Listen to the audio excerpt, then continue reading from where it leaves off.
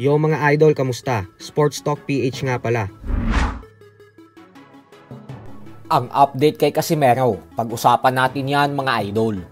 Ngunit bago ang lahat ay huwag kakalimutang mag-subscribe at i-click ang notification bell button for more sports talk. So matapos nga po ng official and final weigh-in kanina ng ating pambato na si former 3 Division World Champion angas ng Pinas General Casimero, kung saan nakuha niya ang timbang ng walang kahirap-hirap dahil tumimbang ito ng 127.4 pounds, pasok na pasok sa 128 pounds limit, ay tila hindi na nga po nag-aksaya pa ng panahon ang kampo ni Casimero na mag-recover agad upang maging halimaw na ito bukas sa kanilang sagupaan ng Japanese fighter na si Konosuke Kameda.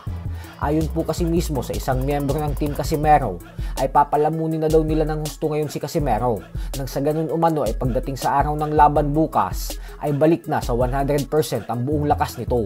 Kaya naman napaka-exciting pong makita ng ipapamalas na performance ni Cuadro Alas bukas. Tandaan po natin na sa huling laban niya kontra kay Saul Sanchez, ay hindi ito pinayagan na mag-recover at kumain sa mismong araw ng kanyang laban bilang parusa sa pag-overweight niya. Pero sa kabila ng lahat ng ito ay nagawa niya pa rin pataubin si Sanchez via first round knockout.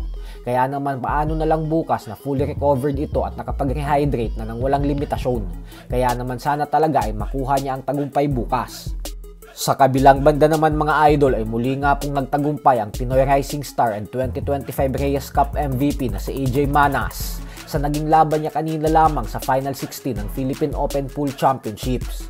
Ito ay matapos niyang talunin ang kapwa Pinoy pool player na si Paulo Galito sa score na 10-4. Dahil sa panalong ito ni AJ Manas ay umabante na siya sa top 8 o quarterfinals ng nasabing torneo, kung saan mabigat na hamon ang nag-aantay sa kanya.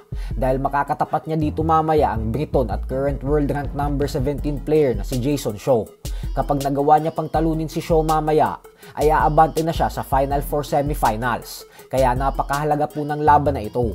At ipagdasal natin na magkatotoo ang sinabi kahapon ni Carlo Biado na malaki ang tsansa ni Manas magtuloy-tuloy hanggang sa maiuwi ang titulo ng Philippine Open 2025. Ito po ang mga naging tirada ni Manas kanina dahilan kung bakit umabante siya sa quarterfinals.